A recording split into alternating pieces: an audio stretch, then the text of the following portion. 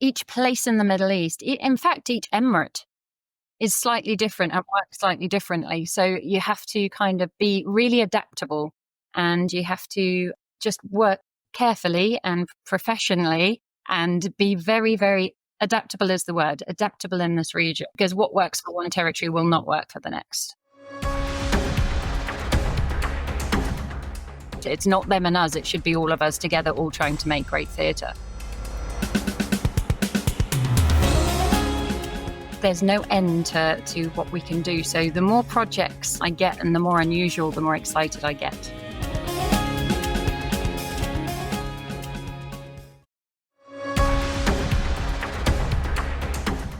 Welcome to the StageLink podcast, your access and connection to the live performing arts. In this podcast, you'll hear from some of the industry's most inspiring people from around the globe who create magic on stage and backstage. Our guests share their knowledge, passion, and the real stories of how a show comes together. We hope you enjoy this episode. Welcome to the StageLink podcast. My name is Anna Robb, and today we're talking with Lucy Magee. Lucy is a renowned theatrical producer and creative director and is the CEO of West End Worldwide, a Dubai-based, multi-award-winning company specialising in theatre, theme parks and large-scale events. With over 2 decades of experience, Lucy has earned widespread respect as a trailblazer in the entertainment industry, known for her innovative productions and a deep understanding of the global and Middle Eastern markets. Lucy has produced over 50 acclaimed plays and musicals in the Middle East, including The Sound of Music, Oliver, The Wizard of Oz, Joseph and the Amazing Technicolour Dreamcoat, all my favourites, and The Woman in Black. Her extensive portfolio also includes The Rat Pack, Swinging at the Sands, Fame, Annie and Disney's High School Musical. Many of these productions have toured across Dubai, Bahrain and Qatar, receiving both critical and audience acclaim.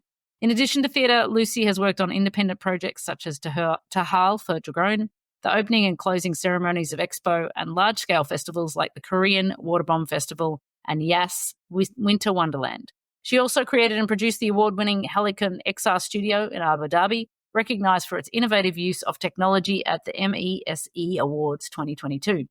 Lucy's expertise as a producer, consultant and creative director continues to shape the future of global entertainment. Lucy, welcome to the show. Oh, thank you for having me.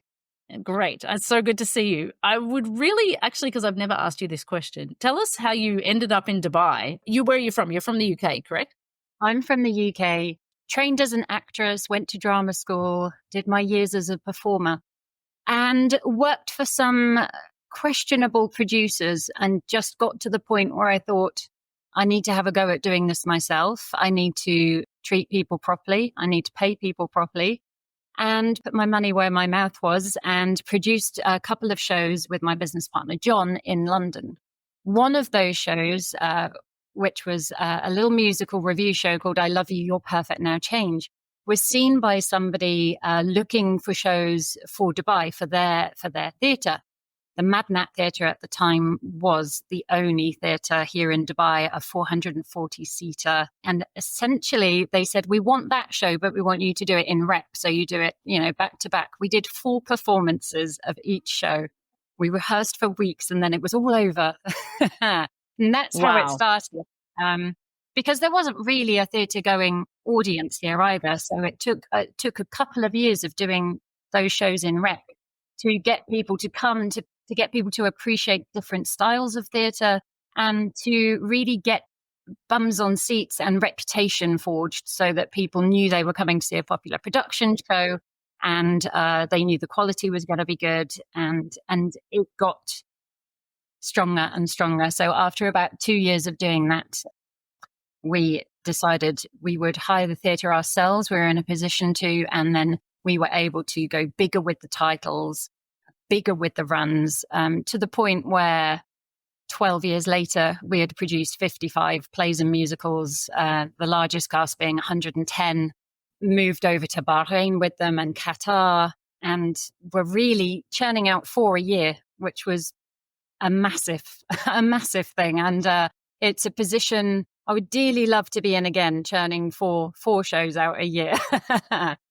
And that's amazing. And first of all, that whenever somebody thinks about the Middle East, they're not necessarily thinking about a theatrical community. And so it's interesting that it has and still exists. But you said that you wish you were still putting out 4. Has that landscape changed recently? Like Yeah, what's evolved since then? Totally changed.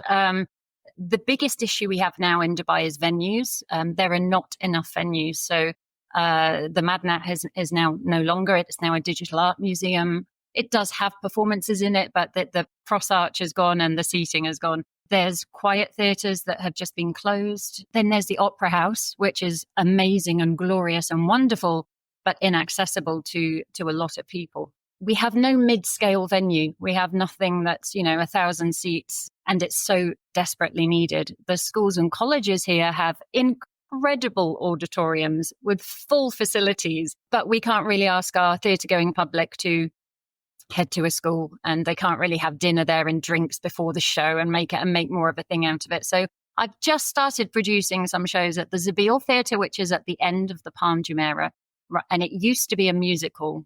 So that's how it was designed. So I'm using it, but I'm having to choose my shows very carefully because it's not designed to be a theatre, and it doesn't work in the way that you need it to.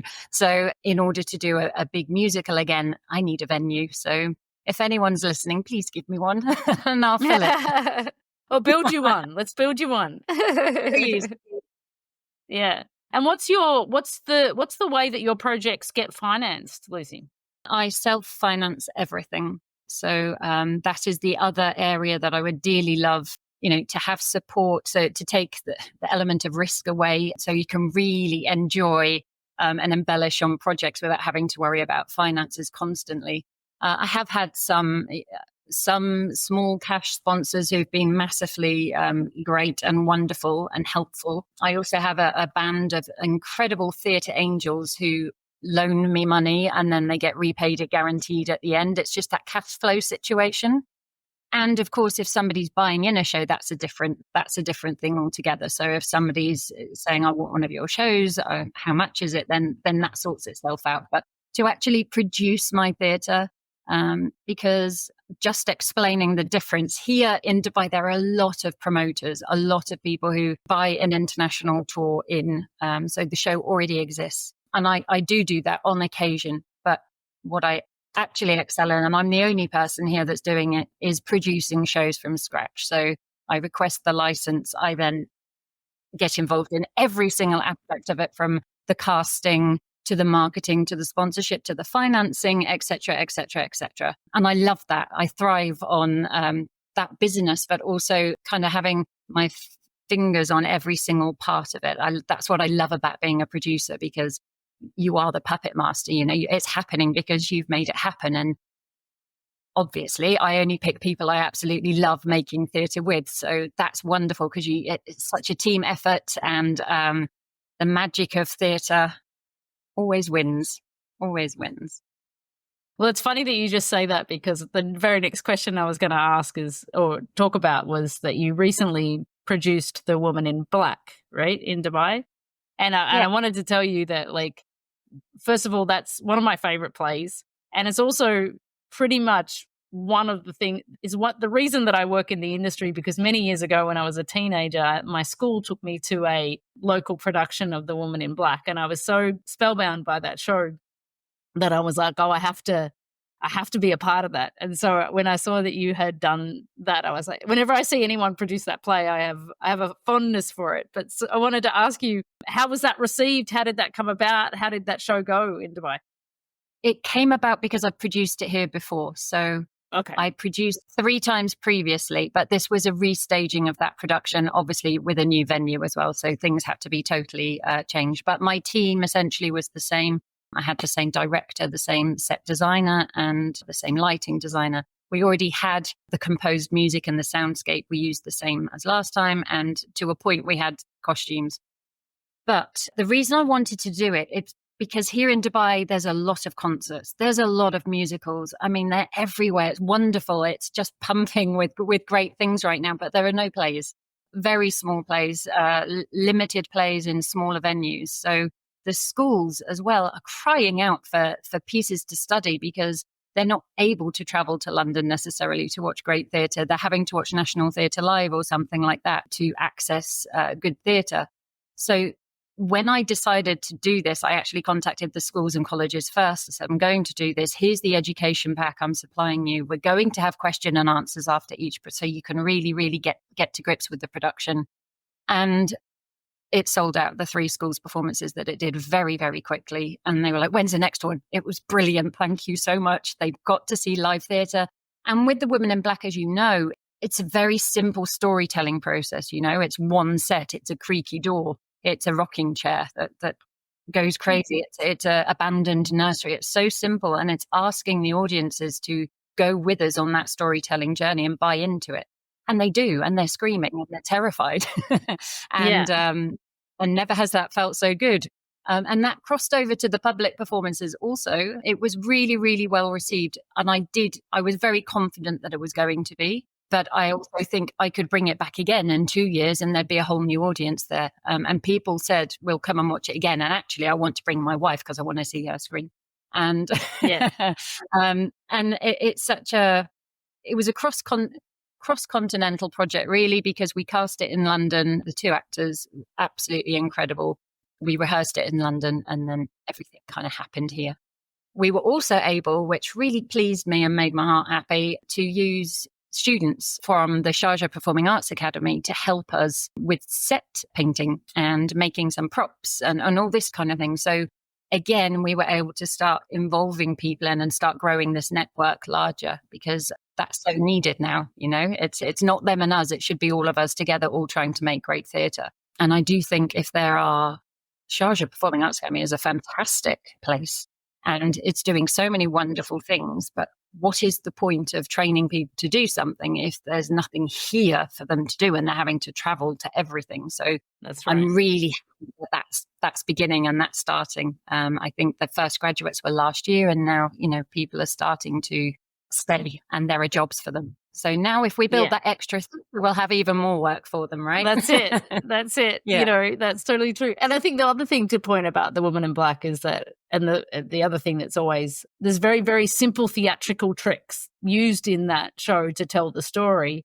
And a lot of the times when I have big budgets and we're trying crazy things and whatever, I always think, get back to what theatre is, the simplicity of the storytelling. And sometimes it doesn't. We don't need to spend millions of dollars to show them a story. It can be told very simply. And I always, in my mind, I'm always thinking about that show when I'm trying to simplify things. There's a good point with that one. We had a house that we made out of cardboard. Our wonderful, incredible Cleo Petit made it. And it was absolutely incredible, just standing on a flight case in a black cloth.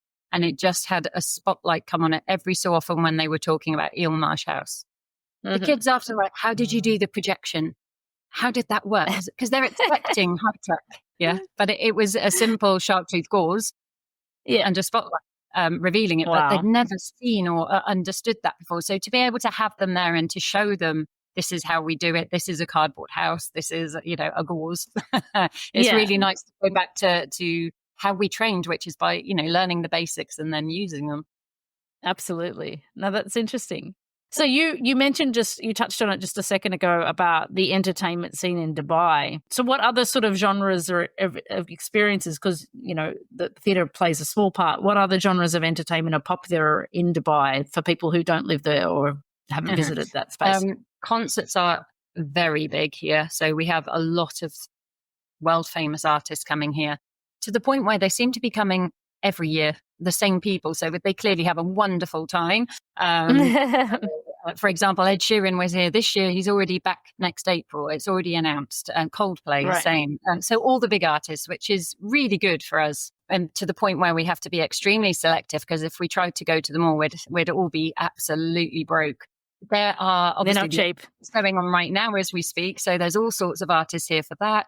That's probably the biggest. And then there are 2 large arenas, one in Dubai, the Coca-Cola Arena, and the Etihad Arena in Abu Dhabi. They are absolutely squashed with different kinds of entertainment, from hosting the basketball tournaments to monster trucks to Elf the musical, like all within days of each other, which is really exciting, really, really exciting. And you have to keep your eye on the ball to see what's coming when and work it all out, especially as a producer, because you obviously don't want to put anything around when competes something with you it. know is already happening. You don't a musical after a musical after a musical. Singing in the Rain is here right now at the Opera House doing quite a long run and going down fantastically well, which is a real change of musical for here because we're getting all the popular titles. And I think Singing in the Rain has been probably the most far out that's been done here, which is really good. And it's gone down really, really well. That's excellent. What else do we have? We have lots of sports here. And then we have lots of very successful little fringe venues, 90, 100 seats with lots of local theatre people putting on shows there. Sometimes they're happening every day. So it is there. It's definitely bustling. It's just, as I say again, that mid-scale territory that we need lifting. Yeah. Yeah. Interesting. Moving on to your other sort of realms of projects, tell me a little bit about the Helicon XR studio. What was that project and how did you put that one together? Well, when you get one of those projects that someone says they need next week, I know you know this. Yes. So it was one of those, really. There was a large event happening in Abu Dhabi, which was called Blockchain World, at the very cusp of all the Bitcoin and all the wonderful mayhem that was going on just at the end of COVID as well. So people were just going out and about again.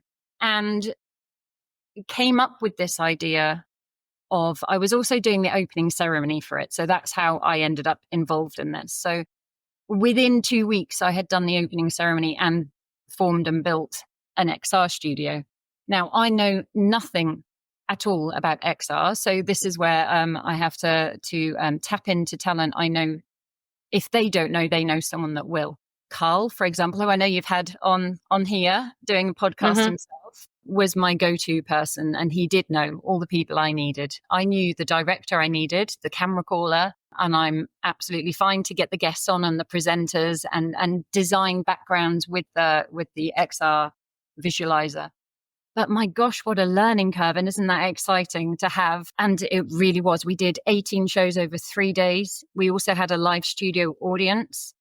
And then once they were all filmed, we then had to create the little segments that are now still available on YouTube and make sure that all the guests were happy with the content, etc. But it was really, really hard and really, really special. That's why it got recognized, because no one had ever done anything like it.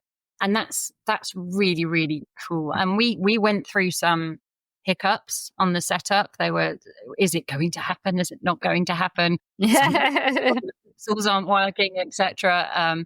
And people, it was a big thing having, we all stood in the office with a VR headset on looking at this little space that we were creating, which was one of the main one. Helicon was a huge Roman temple with columns and beautiful landscapes and all in ruins. It was absolutely incredible.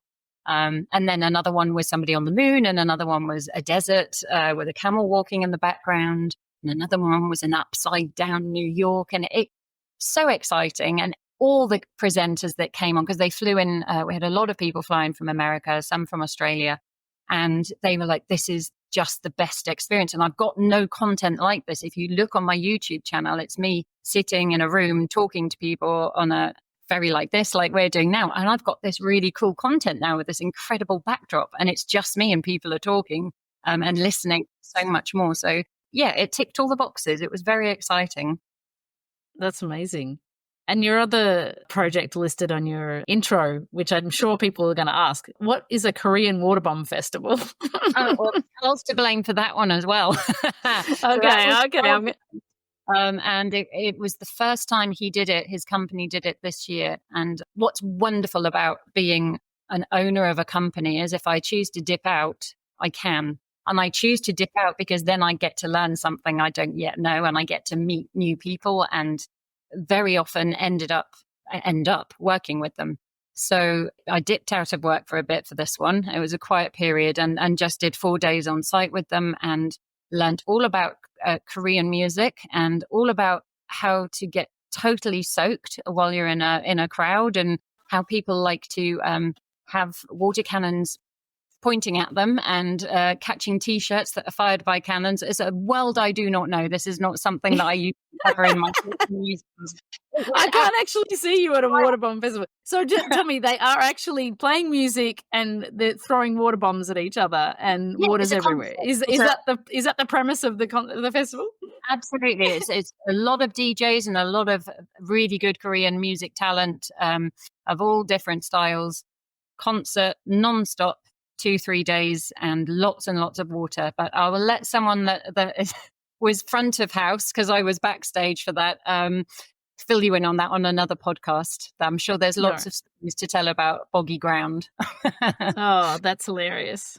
That was held in Dubai or Abu Dhabi? Where was that held? It was in Dubai, and I believe it's coming back again next year, but it's held around the world. I knew about it from because I go to Thailand quite often, and they'd had one there. So I'd seen it was happening. It's all in line with the Songkran festivals that they have in Thailand, which are big water celebration days. So yeah, it's exciting. That's great. See, my life is very different. Week to week, I'm doing something different. That's it. It's Dubai for you and your job and your projects. So what's your plans next in terms of what show do you really want to bring to Dubai that you maybe can't yet, or what would you really love to see happen in the next 5 to 10 years when it comes to theatre in your region?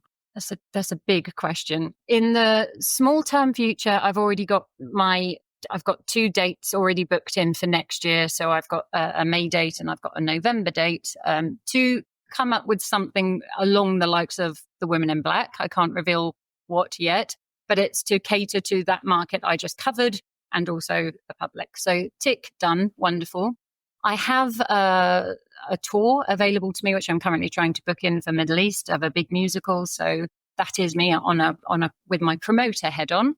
So I'm hoping to get that booked into each region to make a really successful little tour of that. And the thing is, my day is very strange because tomorrow I will probably get a call from someone asking if they can have Wicked in 3 days' time, because that's the kind of calls I get. Can you do The Lion King next week? And The Wicked is the musical of the moment, right? So yeah, and that's the one they want, right? That's the one that people want. Now that's not something I'll be allowed to touch because it's still on Broadway and in London. There's tours. I don't think it's done an international tour yet, but that will be one that Dubai wants to capture. But, at the moment, there's only one venue it's going to fit. So that's going to be the wonderful Dubai Opera House. So yeah. I'm not going to try and compete with that. There are shows I can get, but I can have a long list of shows that are available to me. But I'm still really keen on doing them myself and getting the rights and putting something on again. In the days when we were doing The Sound of Music and all of it, like the classic musicals, they're so loved and watched, like especially when you realize over the Christmas season, people like to put these things back on, whether it be Mary Poppins or something that they've remembered watching as a family growing up. They're still really, really loved. And what I really loved about doing those is that we also involved the local people. So when we were looking for the children, we cast them here. We had 3 teams of children.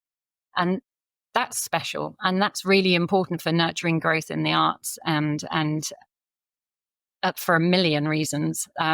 I can think of 6 or 7 of them that were in that show that are now in the West End themselves because we fueled the fire. They went to train, and now they're doing it for a living, and it's fantastic. So I'd love to do that again as well because I think it's super important. But there is no limits, and every week something comes to me and just kind of reshapes my path slightly. And each place in the Middle East, in fact, each emirate is slightly different and works slightly differently. So you have to kind of be really adaptable, and you have to just work carefully and professionally and be very, very adaptable is the word, adaptable in this region, because what works for one territory will not work for the next. I can give a million examples, and scripts have to be, you do still have to pick careful scripts. You can't do just anything here. And there are some shows that still would not be allowed here. So we have to choose and be respectful. Have you thought about bringing any of those kind of shows to Saudi Arabia? Yes. They're not really wanting musicals at the moment. They've had some musicals. from what I'm learning from the General Entertainment Authority, etc., they're loving what you did. They love the homegrown nature and the Arabic fusion and creating something from scratch that is a wow spectacle. I mean, there's so much of that and it's so loved and respected. I think it will in time, certainly. And if you look at the Riyadh Festival and things like that, the amount of entertainment and the diversity of it is fantastic. So it's all happening and it's happening fast. Everything is happening. I think it's to end up, I think here in Dubai, what we're lacking is a theatre district, really. It's kind of all very individual. And what we need is a West End or a Broadway of our own. And I think Saudi will get there a lot faster, actually, with that. I think they will have kind of a market, a zone, a city that is all dedicated to entertainment and theatre. They're getting there quickly. That's exciting. I love that idea, having a Middle East version of Broadway or West End. Wouldn't that be wonderful? Oh, I'd love wherever that would work in the Middle East. It would be so good. Absolutely. That's my dream. I'd love to be a part of that happening and be constantly non-stop putting on productions. Yeah, and I think if they turn their direction towards that ambition, as the Middle East can do, they will make it happen for sure, right? Like, if they can dream it, they will make it happen. So I hope it does. Yeah, I think it will. I think it won't be long. Amazing. So we always finish our podcast, Lucy, with the same two questions. So I'm going to ask them now. Can you tell me about the favorite thing about your job, your favorite thing about your job or the industry? I'm massively passionate about theatre and the people of theatre. So it has to be that, really, the people. As a performer, you're constantly auditioning and then you're getting a job and then you're meeting a brand new group of people. And then you're becoming a family with that group of people. And then you say goodbye to them. And then you have a first day at work again a week later. And it's nonstop. And I love that because you're constantly meeting people. You're constantly making connections. And you end up keeping in touch and usually working with each other again in some form. So it has to be the people, theatre people. I love that. Yeah. And if you could change one thing about your job or the industry, what would that be? I'd have to go personal with that one and say I would take away the risk. Somebody let me do what I do really, really well and give me a venue, a mid-scale venue, as we've already covered, and support. So I think people don't realize how much goes into a production sometimes, from not just financially, but the amount of time and the amount of people that have to dedicate their lives 24 hours a day to making something happen, to all the people that you don't see and you don't know, not just the people on stage, from stage doorkeepers to the people in the flies, whoever it may be.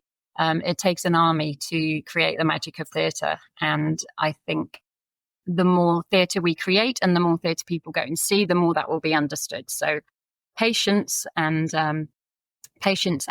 education of forward growth, so that we don't get stuck into just doing what we're doing now, and we're constantly moving forward and taking risks with new. I mean, for example, here's another thing I would like to do: a Shakespeare festival here. Okay, and people might get Shakespeare in the Middle East. They would love it. I would love to do a whole month of Shakespeare. And then that would lead to a Greek festival. And then we keep experimenting and we keep modernizing. And then we start I did a wonderful project in the Louvre where we made a painting come to life of Antony and Cleopatra. And it was all immersive. And it was wonderful and so exciting. And every detail painstakingly exactly the same as this old painting. There's no end to what we can do. So the more projects I get and the more unusual, the more excited I get. I love that answer.